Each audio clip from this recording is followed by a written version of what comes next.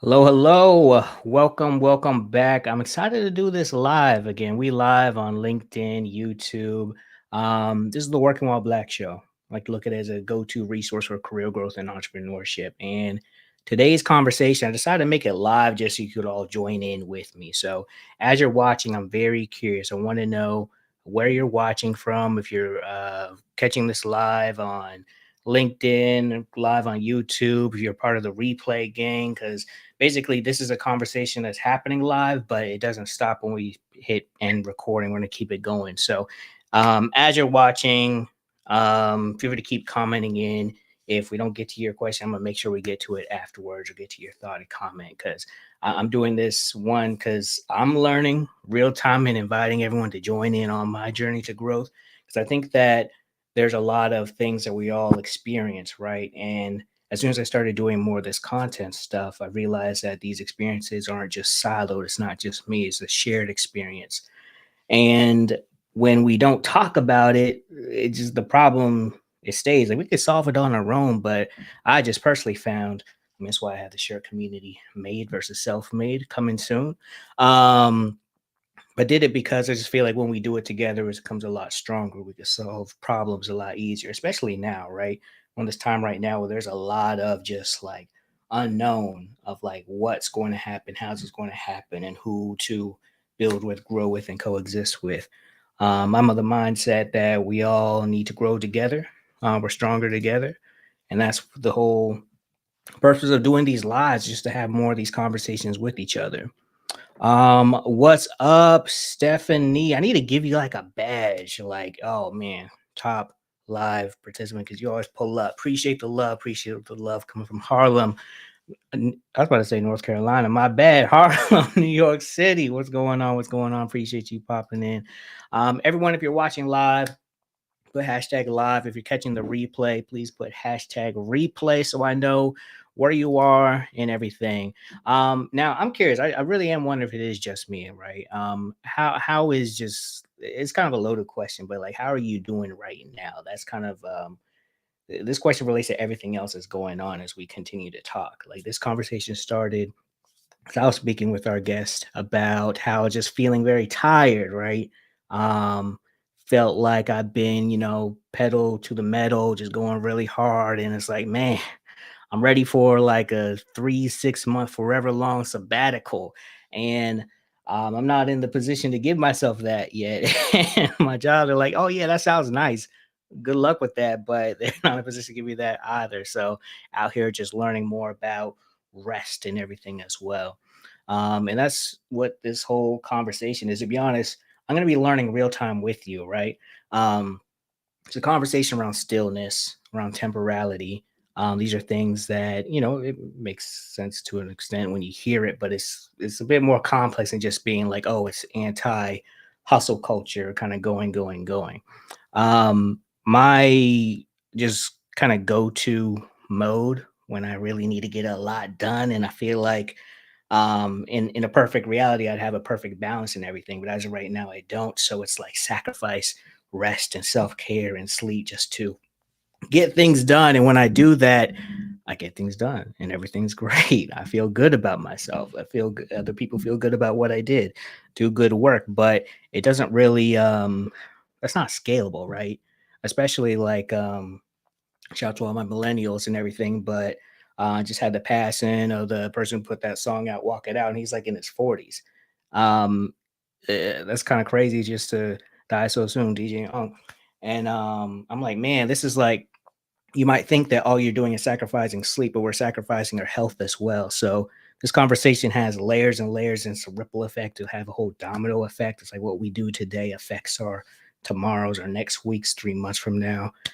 And yeah, we don't need to make these sacrifices anymore, especially when it comes to things like being in a workplace where you're kind of replaceable. It's not necessarily to talk too badly on the workplace, just more so like the society that we've exist in. And we all been kind of programmed and conditioned to operate in a certain way. So I'm excited for this conversation because it's a new way to look at showing up, right? And staying ahead, so you're not falling behind. Because, when you're not performing at your topmost, you're kind of subject to either not be able to grow in your career, or even worse, you might be on the chopping block to get let go of. So I'm excited for this convo. I'm excited for this convo. But yes, Stephanie, community is key. Evolve Benson. Oh, what's going on? She's coming from ATL Live. Appreciate you. Good seeing you. Good seeing you. Steve Worthy, dialing in for Alpharetta. Shout out to Georgia. Georgia, we here. We here. Who else do we got? Who else do we got? Okay. Yes, rest is wealth. I like that. I like that. I think we had a similar conversation when we did our podcast together. It is wealth. Stephanie Cole. It's a battle of the mind and spirit these days. We're gonna be all right. I feel you. I feel we are gonna be all right. We're gonna be all right, especially when we kind of exist together. So I appreciate you sharing that. All right, y'all. I'm excited for this conversation. This person I have, Drisana McDaniel, she's the curriculum developer, instructor, facilitator at the Acosta Institute, a dear friend to me, family friend, known her forever. She's my one of my very first guests on my original podcast. And I'll never forget doing it because at the time, like now I have like a camera and a microphone, but at the time all I had was a not all I had. I had it worked. It was good. I had an iPad. I had this like $20 mic that I got on Amazon and this like kind of TJ Maxx phone stand. And we recorded outside of the park. And she was incredible. My voice was shaky and I was very insecure about the questions I was asking. But such an incredible episode, and it just still sits with me. 8,000 Ways to Be Black. And yeah, always appreciate doing these podcast episodes with her because she's always introducing something new for me to consider and just sit on and meditate on, right? And it just kind of always comes naturally. It's not like she plans like, oh yeah, this one will teach Walter today. It's just like when we're in conversation and in community with each other, it's just like just sharing new concepts and everything. So yeah, I'm excited. I'm excited to do this. Welcome to the stage, Drisana McDaniel. How are you doing? Hey, I'm well, thank you. That was fun to listen to. Um, and I meant to say that I like your shirt. It's a pivot Thank you. from what mainstream culture would have us to believe. Yes, that's yeah. You know what's cool too? I in making this shirt, this actually made it by hand with people in my community as well. I just thought about that, but yeah, yeah. Shout out to everyone who's quote unquote self made. There's a community behind you. Yeah. Yes. So Drasana, we were talking at the end of last year just about honestly, we were just catching up. We were just catching up.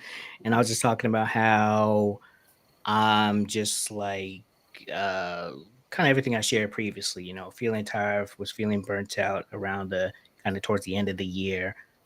Feeling more rested now than I did back then, but still I just feel this kind of pressure to do more. And I think a lot of people do right now. I thought it was just like in the media industry, but just as I speak to more people, just in all life and all types of work environments, just like a pressure to kind of do more without always having like a ton of additional resources to do more. So it's like we're in this kind of grind mode and everything.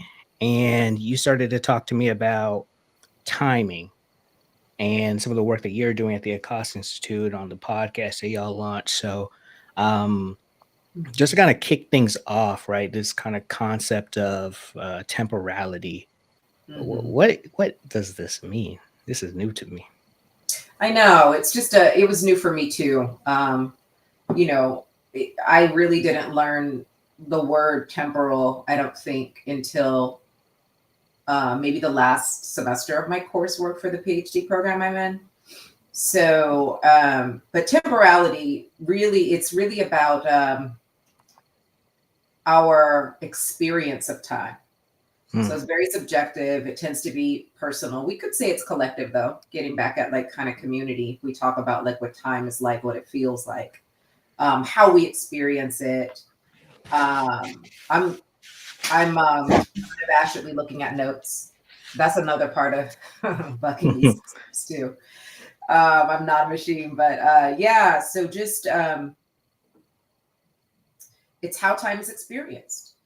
It's in time in general. When we think about, culture shapes time, just like you said, that we're programmed and disciplined to believe in like working a particular kind of way.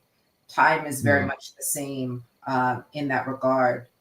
I mean, one of the things that I talk about is the fact that and I think, I don't know if I talked about this with you.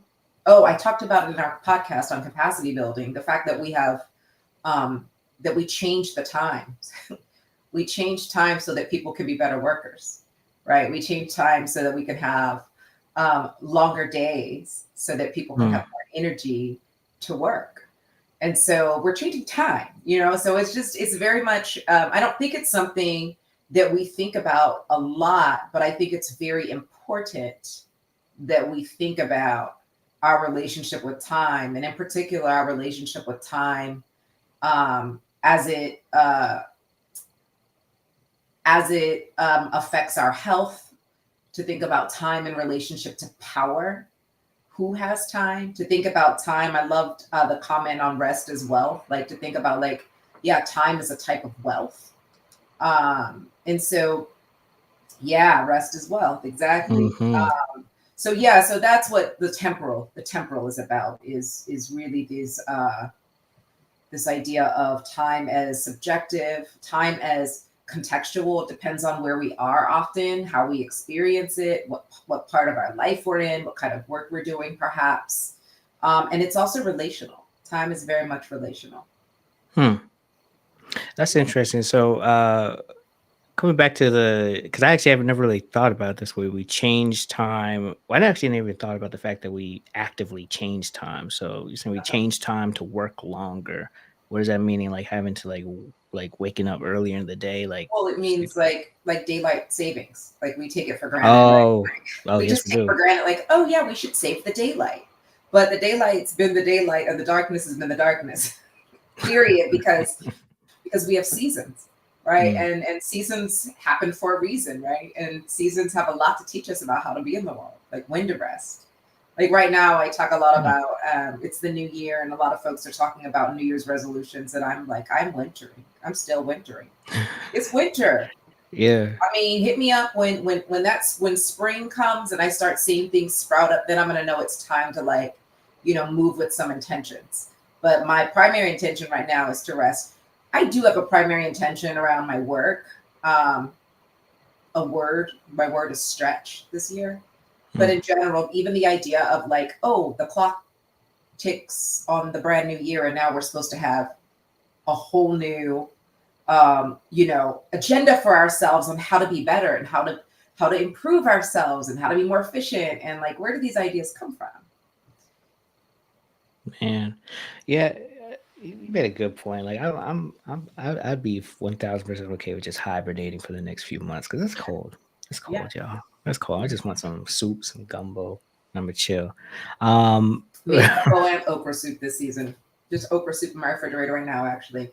nice, nice. We haven't had okra soup, but we've been integrating the okra in with some stuff. We've been gardening. We got okra from our garden. Oh, It's really cool. word. Um, but yeah, so you mentioned like kind of the need, I forgot exactly what you said, but kind of where do these ideas come from? Like the need to kind of work faster and do more. Can you talk a little bit more about that?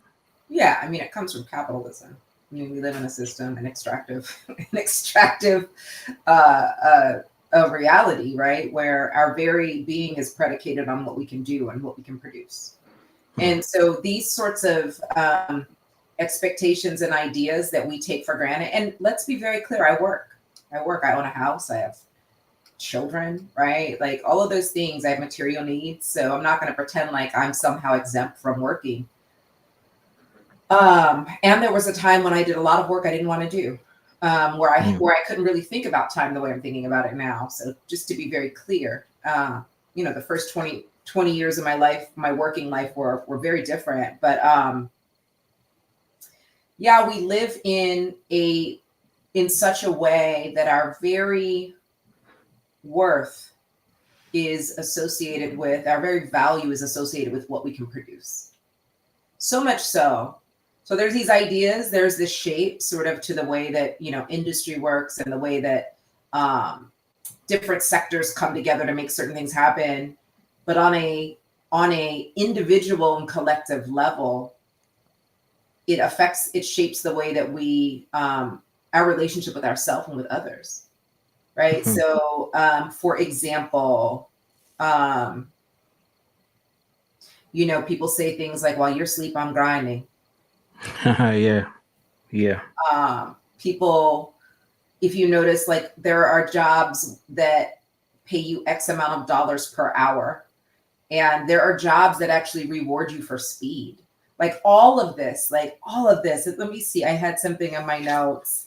Yeah, overworking is glamorized, in hustle driven culture. Seeing how fast people can finish things, seeing how fast you can get things done, it's how busy you are. All of that's very much glamorized. And all of that has a relationship to this idea of being productive.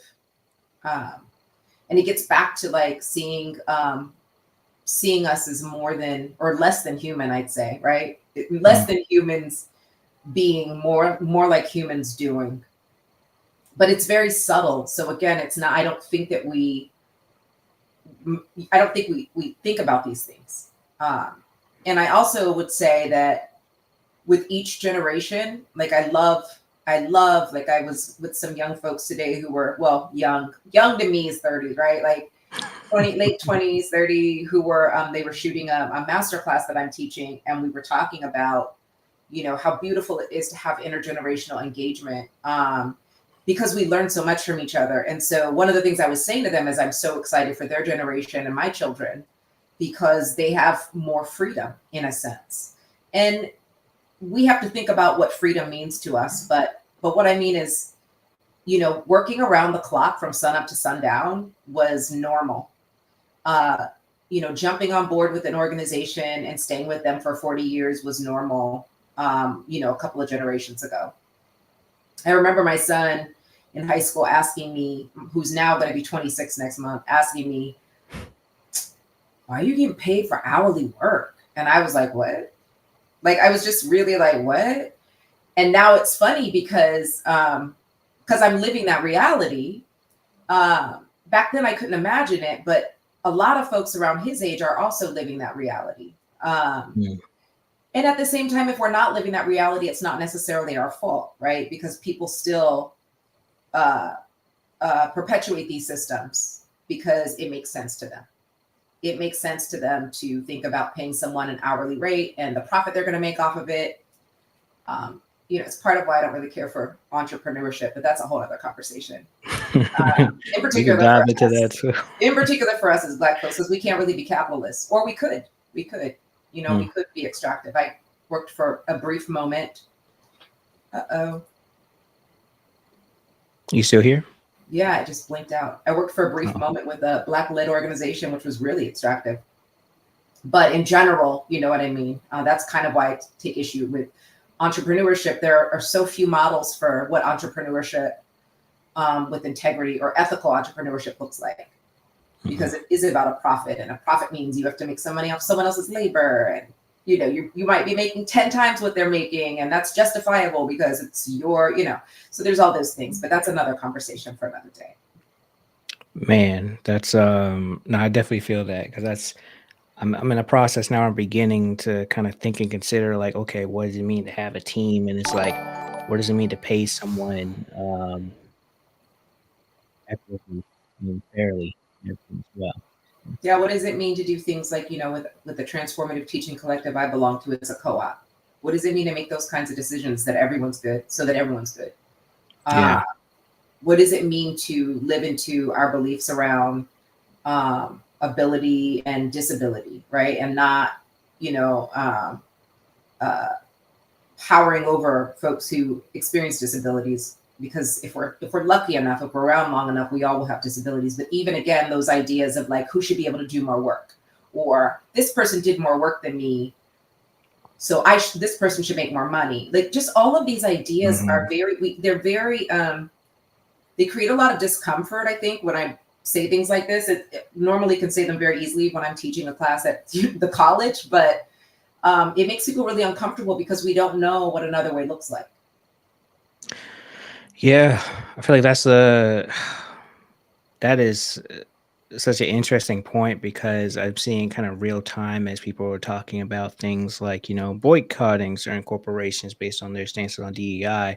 And then other people are like, well, nah, because this will affect us. But it's like, we don't, it's kind of lack of like knowledge or understanding like what other ways there are to exist or other opportunities. So I definitely feel that it's like we kind of operate within what we know, and it doesn't feel like there's as many opportunities or room to experiment with new ways of things that can be. Or I think people do actually all the time, but it's just not celebrated, maybe because it doesn't look like um the quote idea of what success looks like and everything. So Mm. it's like an interesting kind of predicament, maybe. Yeah, Um, I mean, I think it's why it's important to think together. This is why we Absolutely. have these kinds of conversations to begin thinking together. It's Mhm. not, I'm not on here like you need to figure out how to, but it is like my master's thesis was on the womanist way and slow work, and really just thinking about what it means to slow down.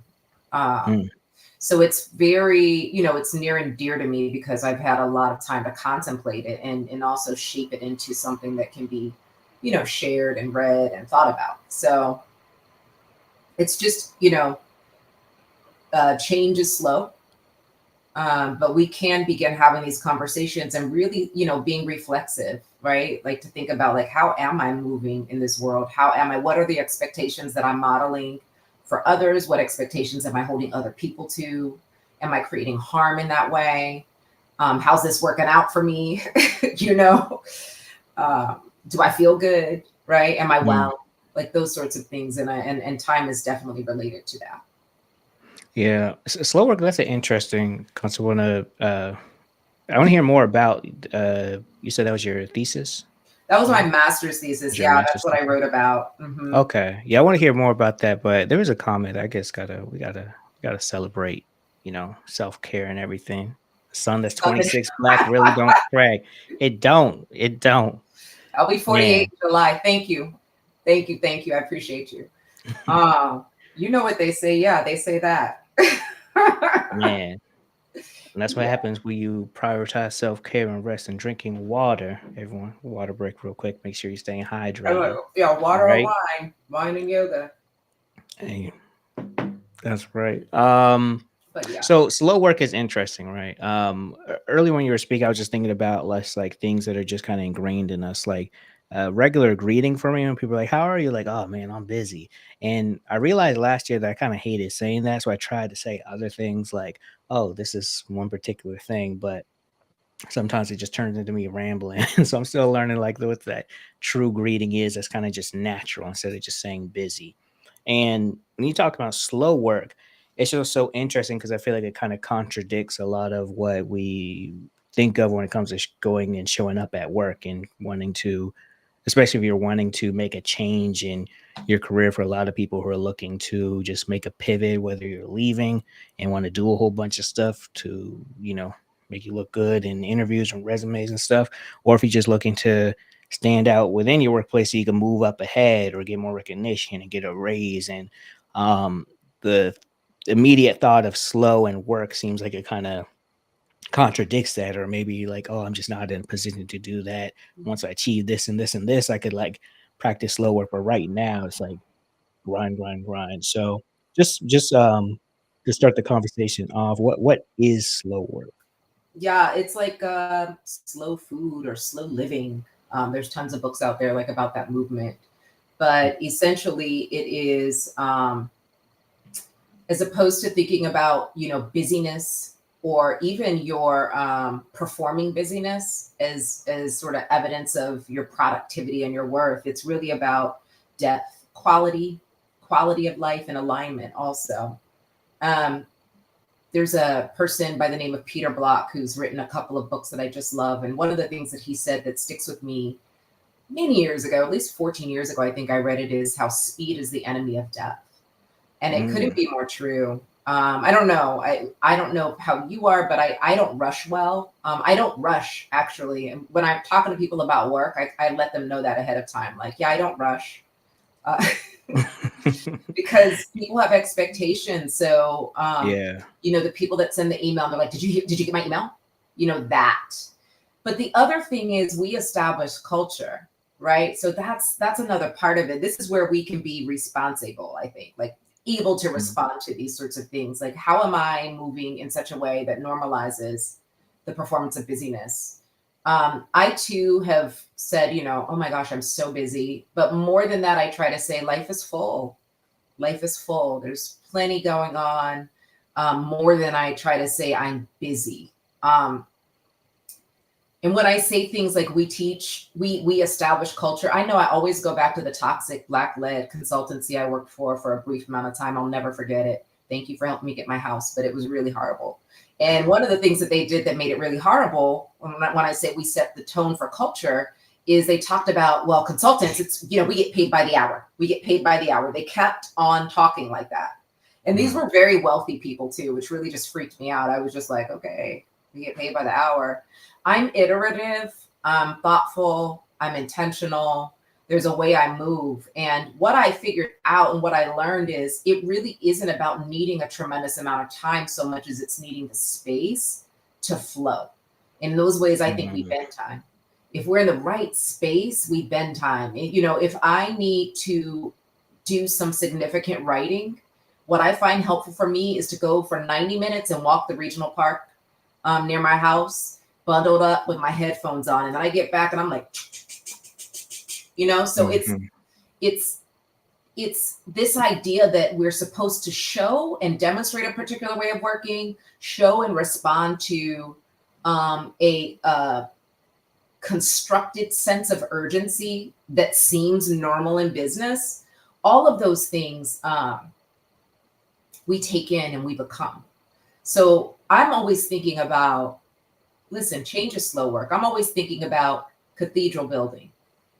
I'm not going to be here to see a lot of the changes that I'm spending my life working for and writing about, but I'm thinking about it, which means my daughters are going to pick it up, or whoever picks up the reading, or whoever watches something, or whoever their other parent, their parents are teaching them something, or their community is demonstrating a way to be in the world. And so I'm always thinking about the world we want to create but have yet to see. And that's the activist in Mm. me, that recognizes that it's not going to happen overnight. It's not going to happen like that. But what am I doing in the meanwhile to shift my relationship with what is and make way for something that's different?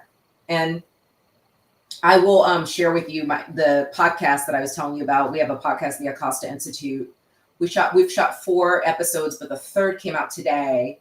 And that's one of the things that, Maria and I were talking about. Maria's our director, both coming to Acosta around the same time. And the way that our capacity has grown in such a way as a result of the container, meaning we don't rush each other in weird ways. We don't intimidate. We don't show up, can you see me?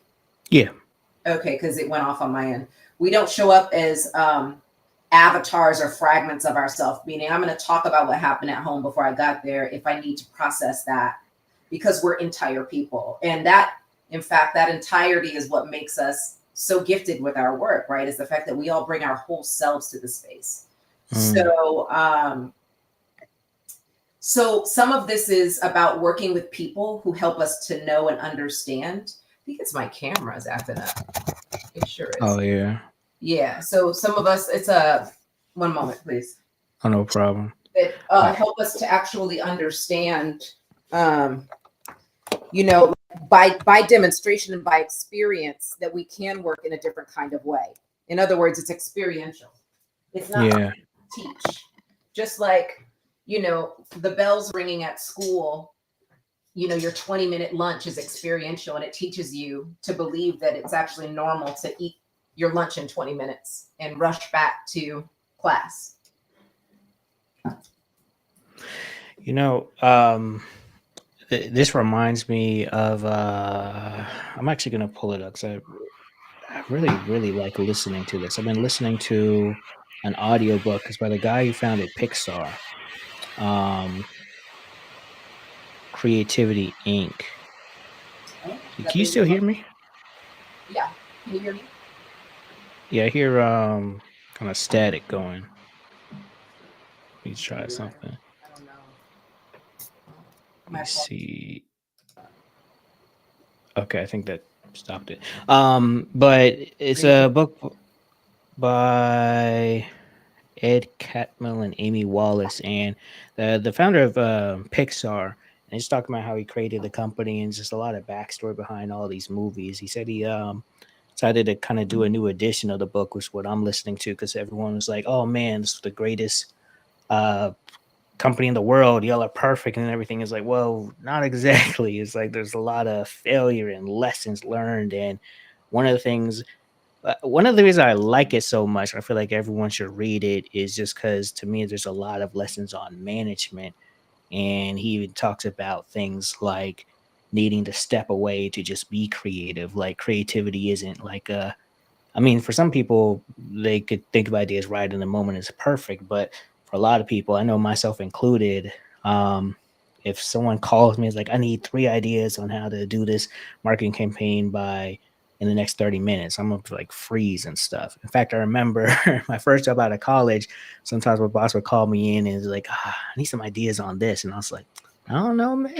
But then later in the evening when I was like making food, all of a sudden like my brain just started going and going Yeah. and going. So this idea of just like having systems in place that support just removing yourself from the workplace to in order to show up better at work. And so that kind of reminds me that kind of concept of slow work is not the Mm-hmm.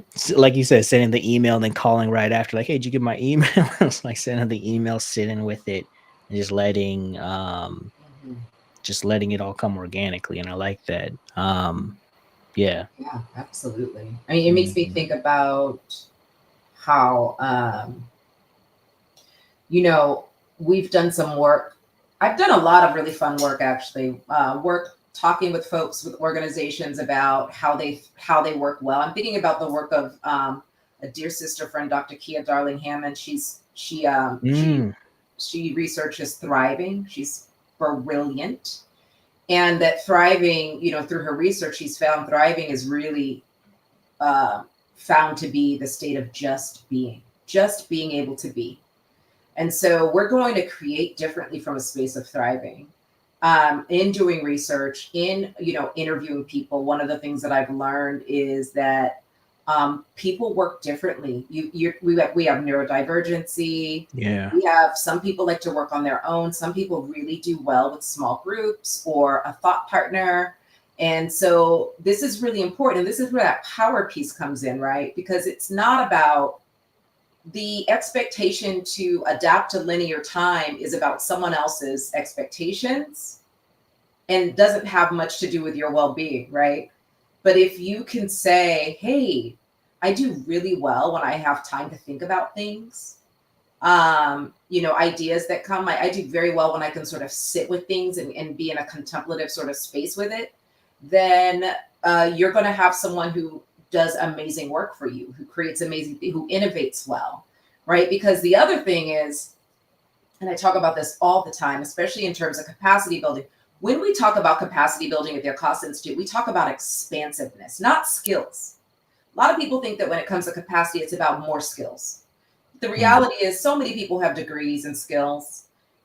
It's not about that as much as it's about holding tensions to innovate and to find new ways of doing things. And oftentimes, like, that's what we're looking for. Again, like, what's the world we want to see? It's not, oh, I'm going to do A plus B equals C and it's going to get me there. It'll get us the same results that we've been looking for. And so when we think about, oh, if this person needs time, they like to write while walking. Well, then that person likes to write while walking. Let's see what they got. Let's trust that they mhm. know what they need, right? And then you get happier people, you get more creative spaces, you get more innovation, right? All of that. And my computer went off on me because this has never happened before. Um, Hey. So You're yeah, I speaking mean, too whatever. real. You're kind of causing people to like, work on their own terms. It's crazy. They can't have We're you. still right there. Shut her They down. can't let you Shut her do down. that. Camera off, Oh gosh, especially now, right? man. Um, Well, I love that because so like at the beginning, right, talking about timing and everything, and like we all know the problems, but it's like a what to do, and I feel like that what you just shared just seems like a really easy thing that anyone could just do tomorrow. Is just type an email to send it or share it in your next kind of meeting with your boss, and just be like, hey, this is how I can show up better and kind of do more if I'm kind of operating in this space that allows me to be my best self. And also, y'all, if you're just doing it via email, one thing I've done once is put it in ChatGPT to just type it in there and be like, does this sound crazy? And it helped me to kind of change things around so I could, and it worked out wonderful. absolutely. But yeah, I love that. I love that because I know if you have supervisor, someone who is supportive and kind of if you're kind of in an environment that's kind of open to having those conversations, it's really easy. But what do you think if you're in an environment that Hmm. kind of like I keep on coming back to the word thrives in chaos, right? Like chaos is the norm, it's a standard, and it's like this is the way. We talked about change earlier, right? And That just chaos. yeah, and change is something that like people always want change, but I don't know, something about change is like it's almost like the fear of the pain that will come from change kind of Yeah, stops us from approaching that. And I think that's the same in a lot of organizations. It's like we know there's faster ways, but this is the way we've been doing it. Everyone knows it. Don't want to have to learn a whole new system. So, like in those environments where it's like someone you like reach out and be like, "Hey, I work better this way," and they're like, "Nah, fam, this is what I need from you." yeah, yeah, yeah. What do you do? Yeah, and some of that. So when I heard you say chaos, I was sort of chuckling. I was thinking, oh, you mean power? When power meets Mm, when power meets fear, there's a lot of destruction. And I think that I know I'm being very dramatic. I just believe in naming things. But when you're dealing with power dynamics, which is what is often happening, for anyone to ever expect you to process things and do things the way they want it has something to do with power. When mm, people are instead curious about how you work and what works for you, and they honor and respect that, that's when you have flow. That's when you have integration, you have collaboration, you have cohesiveness, you have trust. These are the things I experience. It's really you know, when I left that other organization, like I literally want to thank that organization because I am experiencing such the contrast with this other nice. organization. And I think that people, just because you're in leadership doesn't mean you know how to flex innovation. Mm, Just because you're in leadership doesn't mean you know how to innovate or create, right? You're often relying on other people to do so. So some of the moves that my colleague Dr. Acosta makes that I remember watching him like, okay, are very much in me now because again, we learn by experience. So when we're in relationship with folks who are committed to slow work, who are committed to honoring your time and space, your experiences, we work differently. So for example, I noticed that Dr. Acosta would say things like someone would say something, he'd say, oh, let me sit with that. Let me sit with that. mm, I'll circle back. Done. What are you gonna say? I'm gonna circle back. Like I can't, like, I'm gonna do what I do. Or you know, even like encouraging, like when I send an email or you know, and make a request, I'll say, no rush, no pressure. And then Dr. Acosta would say, no pressure. There's something that happens that's disarming when you're honest about that, not manipulative saying no pressure, but when you really mean that. So these are the sorts of practices we can incorporate into our workspaces, our organizations, our partnerships and collaborations. Another thing that I like to do is I like to say, when are you hoping to have this? To establish that, right? So that we don't have a weird misunderstanding. Because if you think you're going to have this tomorrow, there's a chance. Like, I'm not saying we won't hustle and grind for each other because life is life, but it's just rare that we put each other under those expectations because we're not making those weird agreements with other people. We're not Mm. trying to do business with people who have that sort of sense of urgency, because that urgency, like I said, it really is about power and discomfort, right? So, yeah, I don't know. I mean, I hope that that's sort Oh man, it definitely resonated. Y'all, if you're feeling this, let us know in the chat because this is what Jason and I are talking about. Y'all are a part of this too. Replay squad. I mean, y'all are part of it, not the same way, but y'all no, y'all are equal as well. Drop your comments and react to this. I will react with you, just like I'm experiencing for the first time. Matter of fact, you reacting will help me to come back because I'm probably gonna need this lesson again next week when it's like of, crunch time. Yes, yes. yeah. Kenneth I actually mean, shared definitely resonating it. Leadership does not equal knowing how to create. Oh yeah, man. Yeah. You know what? That's actually a good point in a couple different ways. I think like really the strong leaders, they might not know the best way to do this or that, but they know how to lead a team towards that. So in the end, they are someone who could have those conversations like a saying things like I'll sit with it or let me get back to it, circle back, or actually listening to how you work. So no, I love that. And also everyone watching, if you have any questions or just thoughts as you're kind of listening to this, feel free to drop them below because like I said, you're part of this as well. And I want to hear what's going on in your lives and how this could affect or like if you're gonna apply this or just whatever. I want to hear what's going on in your mind right now. Pretend you're like right here next to me and be like, yeah, we're both talking to Drisana right now. do you see me? No, it's frozen. I can Yeah, hear you. yeah. Okay, it is what it is. It is what it is. Yeah, the comment about leaders being a leader doesn't necessarily translate to being a creative or being able to create something new. That's the thing, right? That's why I like to think of leaderful spaces. That's why I like the idea Hmm. of abolishing hierarchy, period.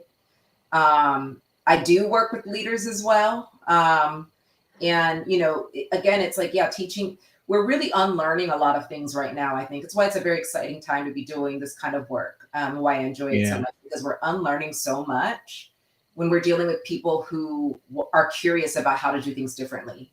And so, yes, yeah, creativity is not, it could be spontaneous, right? But for many of us, it isn't. It's process oriented. And that's another thing about slow work. It's process oriented more than end in mind oriented. It's like, one of the things that I say in our podcast is I talk about emergence as a capacity, emergence as a skill. What I mean is being able to be attuned to emergence. And if you have to be attuned to emergence, you can't be flying by the seat of your pants.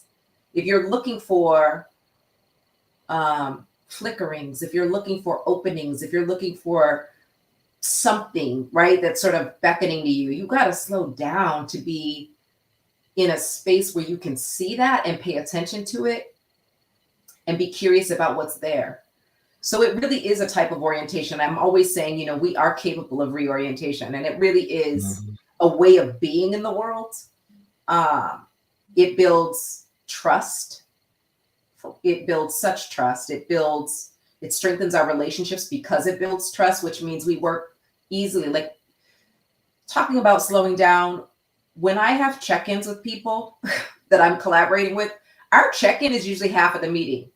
And it's about our lives. It has nothing to do with work. And then the last 30 minutes, we're like, that, done. Mm. What we were working on is done. It's planned. It's there. We're good. Right. And so again, it's like these ideas about like just the meetings about the meetings. Stop it. Ooh. Stop it. Lisa, send The an email. meetings about the meetings are, in my opinion, terrible. Just to check people, just to chin check. What are you working on? But what have you done since? Like, get out of Mm. here. Give me time and space Right. to work. Give me time and space to work. Man. So, yeah, little things like that. Little things like shifting your agenda when you're leading a meeting to like, what's the one thing you want to focus on instead of talking about a whole bunch of randomness? Hone in. Let's respect people, their time and their space. Yes, yes, a long run vision and process. Thank you. Yeah. Man. So, Man. Yeah, I wish we could like with all, and we're in an era of executive orders. I need an executive order to like ban meetings unless they're necessary.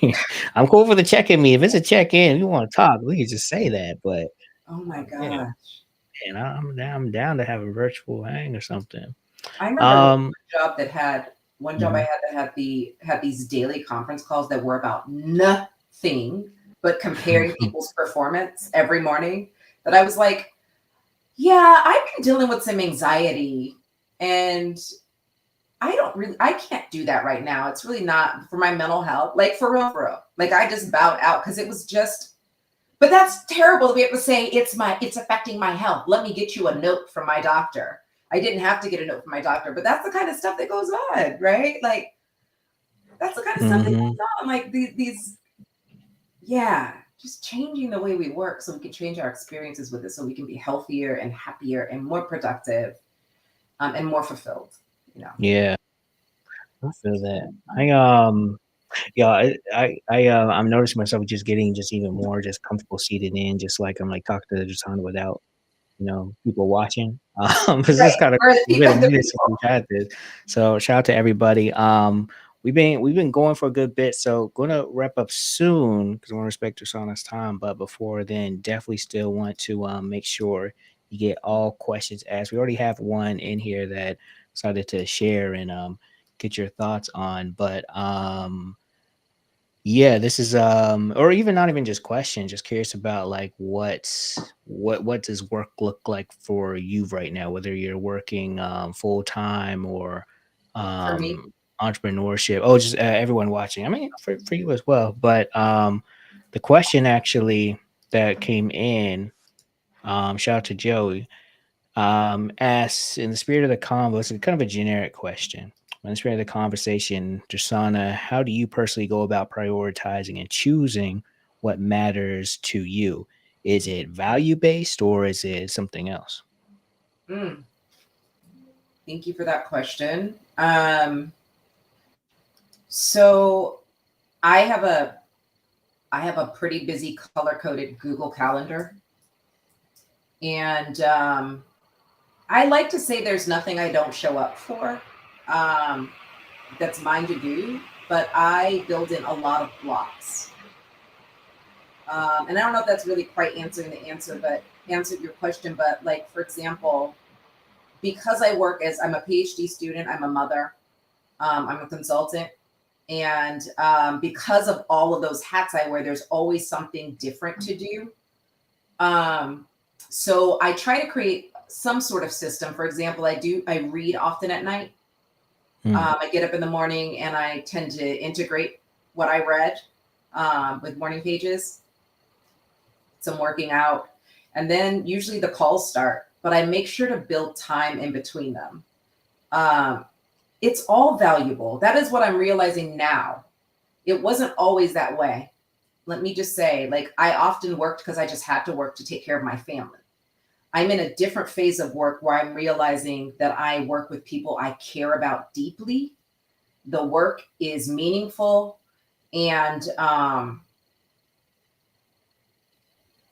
yeah, I just feel very lucky. But it took a long mm. time to get here. Like I said, I'm almost 48. It took a long time to get here. Did Um, did you so know that this place you're in now, did you know that it was going to be like this no prior way. to? Couldn't have told me. There's no way. You couldn't have Yeah. told me. I guess, like in hindsight, when I think about it, people outside of me say that I've been preparing for it the whole while, like with my studying and my Mm, yoga practice and my doing workshops here and there.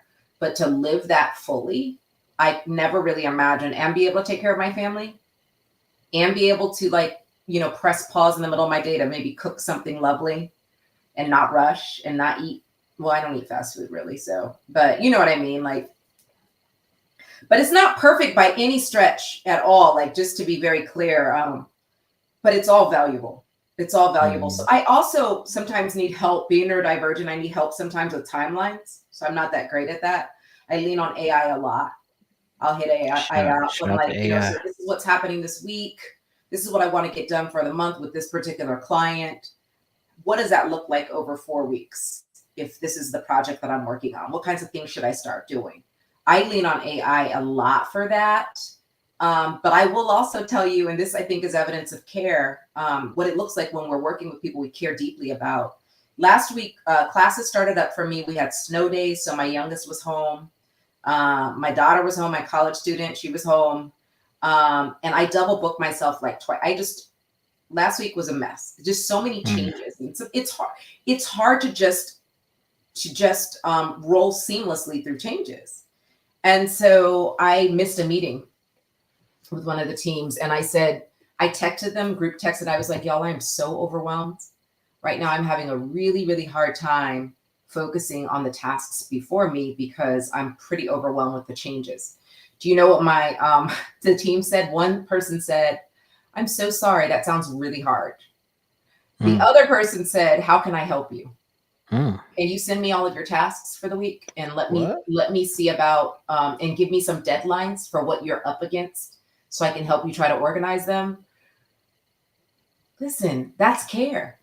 That's what we That's do. And that's what we do yeah. when we're telling the truth about what our lives look like, because I'm not a liability at all, right? Like, I love my work. I'm gonna show up and I'm gonna do what I said I'm gonna do.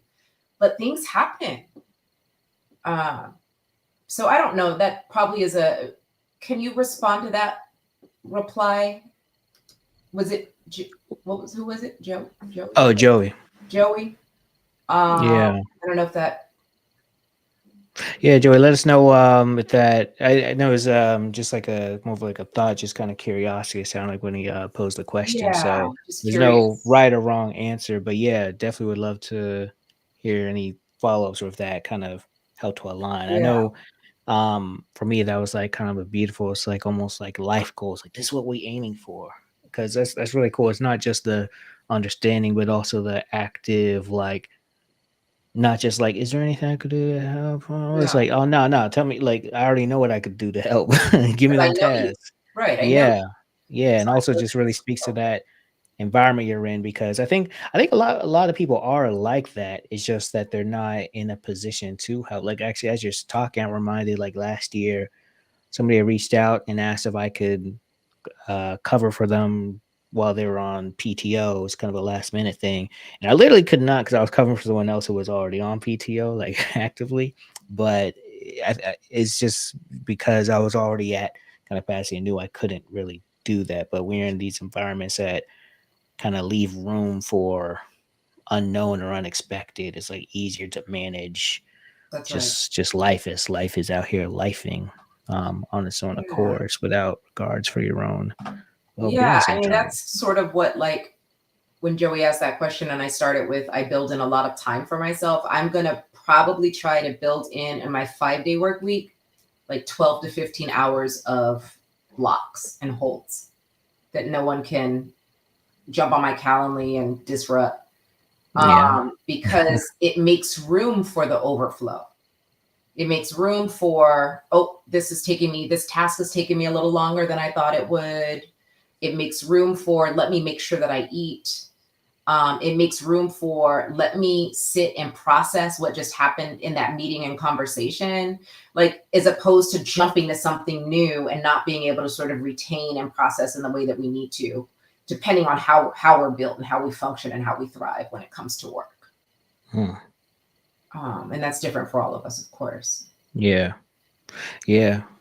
I guess it should be different for everyone too, because everyone shows up differently or kind of has different kind of needs and stuff too. But that's what we have to be curious about. What do Yeah. you need? How do you thrive at work? What makes you come alive? What works well for you? What doesn't? As opposed to listing off all of your skills. That doesn't tell the true Mhm. story of who you are or how we are. Um, so we set up ourselves up for expectations often that, exceed our capacity, or really are just performative, right? We're saying it so we get the job. And listen, I say this with all empathy, compassion, and understanding. I am not saying this from a position, because I used to feel like when people talked about openness and their schedule and flowing along, it felt very like privileged. There's no privilege. I mean, I mean, it's different than it was in terms of the way I work, but some of that has to do with studying different ways of being in the world. It has to do with writing a master's thesis on slow work. It has to do with, like, right, it has to do with going to webinars and noticing that people are talking about. I should also tell you that Acosta Institute is healing centered. Like, we literally, like, are not pioneers. Yeah, we really, really the first to kind of name that. So it's in Hmm. everything we do, is how might we heal? How might we be better? How might we repair the harm that we're coming from? So there's that as well. That's like, so that's woven into everything that we do, including how we be with each other. Man, speaking of woven, that's just like a beautiful segue into actually the next thing I wanted to ask you. But before do Ms. Smith commented again just to share that I love that as a response. I always say, let me know how I can help or what I can help you with. Now Yes. I'll say, give me what you have and just jump in. That's what Oh, I'm and talking you about. trust those people Right. like Dia or Dea. You trust those. Like when a Dea says something like, like, let me know. Just what do you need? You Hmm. trust those people. They catch you. It Oh builds yeah, relationship. Like it's the way to be in the world. But absolutely. how often do we have that experience? It's rare because, like, yeah, like I really do believe more people would be like that, but they're just already kind of stretched to the too thin. Well, for the most part. Oh, also Joey shared that. That was great. Oh, Perfect response. That was helpful. So when I said that was like perfectly woven in, I wanted to we've spoken or kind of you've referenced, the podcast that you just launched and just, the work you're doing at the Acosta Institute. But I would love to hear a little bit more before we go, just like what is this podcast and mhm. everything that you're Yeah. focused on right now. Well, it's a podcast on capacity building. And like I said, it's different. Like you could have never, I remember getting ready today for this master class. My first ever master class was filmed today. And I remember thinking like, I never thought I'd be talking about this. Hmm. Because these things seemed really corporate. They seemed really sterile for me, out of touch, if you will, even. And capacity building, the way we're talking about it, is from a healing centered perspective. So we talk about how we support organizations, teams, individuals with thinking about and growing their capacity, but realizing capacity is very different than this idea of just upskilling, right? That capacity is about certain concepts like slow work and how does one begin to incorporate one practice that is a slow work associated practice into what they do. Hmm. Um, I also have to tell you all, there's a really beautiful group. I'm in a meditation group called Free Peace, but they do Hmm. something called Meditations for Men Who Do Too Much or Black Men Who Do Too Much. And Oh, it there's is others like me. it's Oh. global. Well, yeah, but no, right? They are, Oh. but they're not because of the practice. Does that make sense? Because the more you practice and practice with community, the more you begin to orient yourself in a different kind of way by the experience alone. And by seeing, when Hmm. you look at, I mean, there's literally hundreds of people that show up for this. When you look out there and see these people who look like you're like, oh, they're doing this. Oh, I can do this too. So it's meditation, and it's so powerful. I'll be sure to share the link with you so you can share it with the group. But Yeah, these are the absolutely. sorts of things. And then I have a framework that I'm actually getting ready to launch a course on with the Costa Institute entitled "The Alchemy of Now," and that's what I shot the master Mm. class for this morning. I teach. I do like half-day retreats. It brings in consultants, people in management, educators, all sorts of folks come to this. But the alchemy of now is about, we talk further about that capacity of emergence. It's really about like how to be with, in particular, change and paradox. How to remember those things, how to unlearn or remember those things that were taught out of us, and also the importance of revival. And revival equates to rest, joy, pleasure. And I think it should be daily. I think it should be daily. And we can attune ourselves in such a way that we begin to recognize it when it happens. Like, oh, sometimes it's a meeting for me where I'm saying, like, thank you for being my revival today. I'm ready to go. I am ready to go. I'm charged up. Mm. So the framework is the alchemy of now is also, in hindsight, actually, I never talked about it as slow work, but it is about being capable of reorientation and living in the present, and Mm. how that can show up, how necessary that is in any context that we're engaging. Man, well, I love that you are filming the masterclass real time. 'Cause I remember first hearing the concept alchemy of now, and I was like, what does that mean? But as he explains, like, oh man, that's amazing, that's beautiful. So I'm really glad to see that, and thanks for sharing about the work you're doing as well. Real quick, want to say thank you for sharing the name pronunciation. And I like when people actually share, like, oh no, this is how you pronounce it. I put some respect to your name, so I appreciate that. And thank you for sharing that as well. Um, so yeah, Drasana, that sounds awesome. Where can everyone find you and follow you as you're building this work, and just all the great things that y'all are doing over at the Acosta Institute?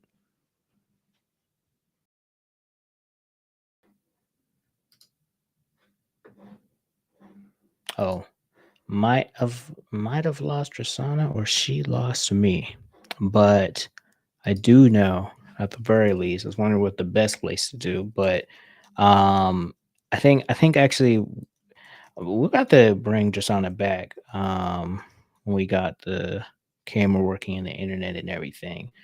The work that she's doing is really, really cool. I think especially in this are you back? Let me see something. Oh no. We'll see. I'll see when she comes back. But the work that she's doing and everything to do with the Acosta tuna, just I don't know exactly if it falls in line with everything regarding DEI, but I do know it's a lot of healing work in regarding organizations and workplace culture and everything. So it's just very fascinating stuff, very healing centered, like you mentioned before. So I'm just excited about all the amazing stuff that they're doing over there. So yeah, the Acosta Institute, we're gonna pull it up real time actually. Institute. Because I'm curious about the podcast and I realized it already launched. I've seen stuff on YouTube. Okay. Costa. All right. About the screen share so y'all can see.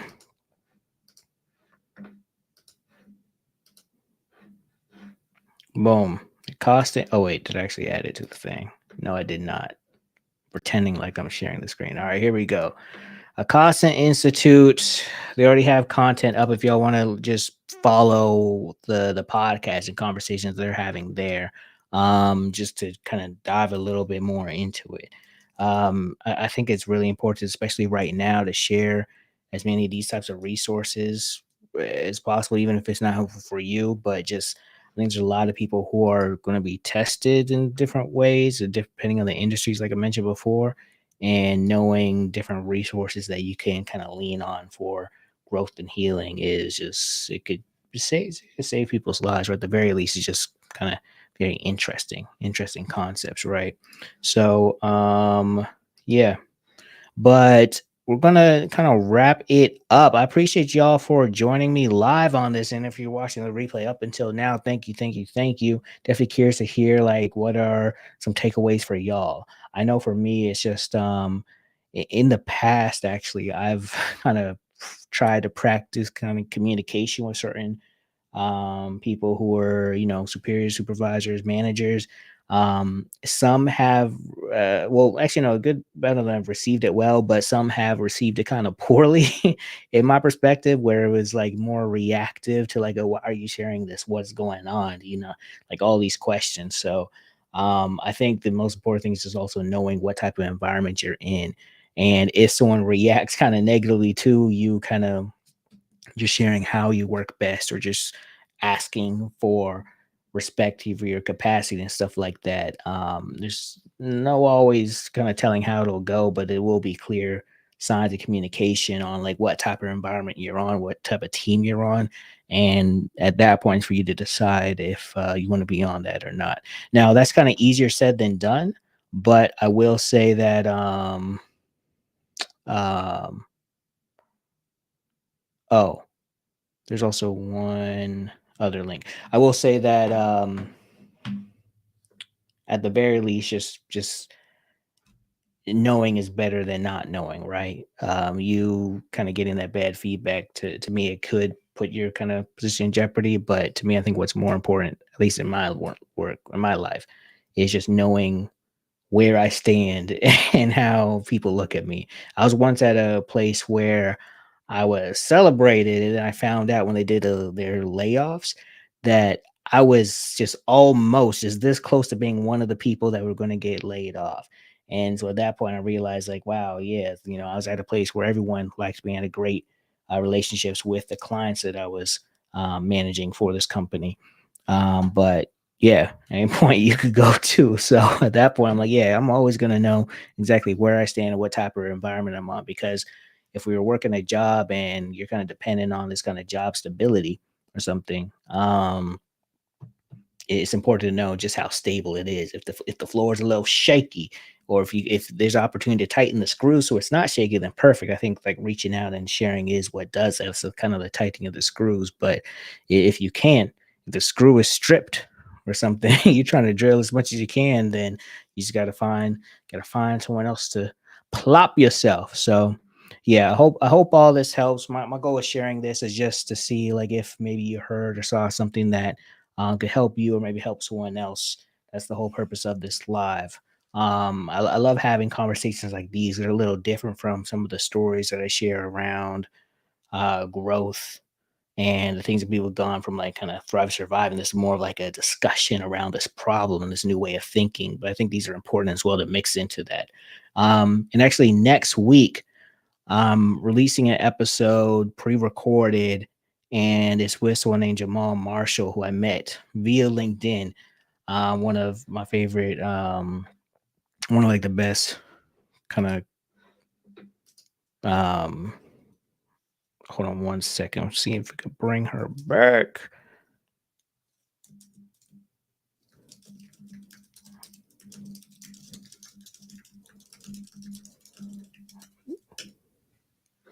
That's the thing of doing live. Sometimes you never know what's going to happen. I was doing a live once with and just I don't know if you saw this, but if you see if you could leave and try leaving and coming back, see if that helps or does anything. Because we'd love for you to kind of say your goodbyes or something.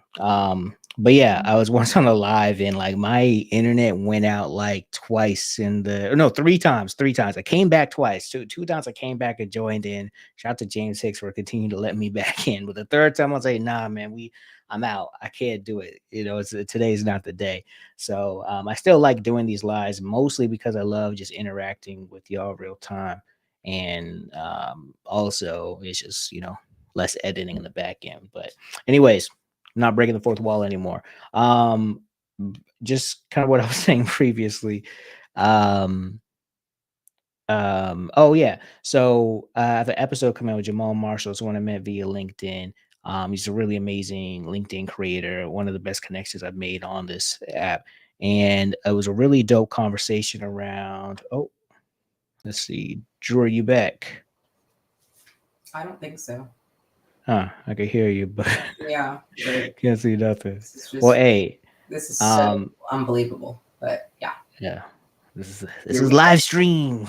Live Here stream. we Things go. happen. Things Be with happen. what is. We'll be Be with with what what is. is. That's right. But the episode coming out next week, it's all around just the work that he's doing to kind of address burnout in within leadership. And I just love that he's a counselor and he works with people to kind of heal at the root level. And I just love it because it's something that has like I hate the word trickle down, but it just when you're kind of helping someone who's leading others heal, that's just a really beautiful thing because who knows what kind of unhealed practices end up kind of affecting other people. I know I've definitely been in an environment where someone who was in leadership definitely had some healing to do, and I felt all of the unhealedness, and it just caused a lot of chaos in my life. So much stress, so much stress. So I love kind of celebrating people who are doing that type of work. Um, while you were, I don't know if you were able to hear everything, but I was talking about. Well, I don't really know too much about the Acosta Institute, but just sharing like the YouTube page and the website and stuff that you're doing. But anything else you want to share before we um wrap up? Able to hear me? We see you. I just unplugged my camera. I don't know. Um, That's so funny. no, there's nothing else. I We can I'm start just sorry. over. I feel like it just took all the like our flow. It broke our flow. But Oh no, we were still flowing. People were still commenting and everything. I think oh, that's I like to say, I like to do things that kind of come as you are because like it's all about the message right now. Right now, I'm not in yeah. the like we got to win awards. But it's Yeah. just more so we got to share the message. Yeah, That's let's think together. my Let's mindset. think together. Yes. Mhm. Yeah. Yeah, no, I don't have anything else. I'm just thank you all for who did show and contribute your comments. It's really helpful to know that that it resonates at all. I am curious if anyone's taking anything away, but no pressure, no pressure No at all on pressure. that. No pressure. You can message me privately too, or message Drisana. Reach out. She's out here on all the platforms. Well, thank you for your time. I do appreciate it. Thank you, and thank you also for just continuing to just be you and share you, even with all the technical difficulties. 'Cause the message was strong, and I can't wait to just share this in different ways through all the internets and all that. But Yeah, yes, thank I'm you. excited. Thank Yes. you All right, always. y'all. Appreciate y'all as well for tuning in, and I will catch you next time. Actually, if you're still watching tomorrow, I'm doing another live stream. This one's kind of it's kind of a cool pattern, but this one is more specifically on like for people in social teams and kind of how to kind of show up on social media, different tools and workflows and everything, how to stand out. So I'm excited for it. I'm excited for it. It's kind of like a pattern, a continuation of like a how to show up without kind of make yourself go crazy. So Mhm. yeah. Mhm. Yeah, we All like right, that. y'all. Yep. All right. Till next time. Thank you.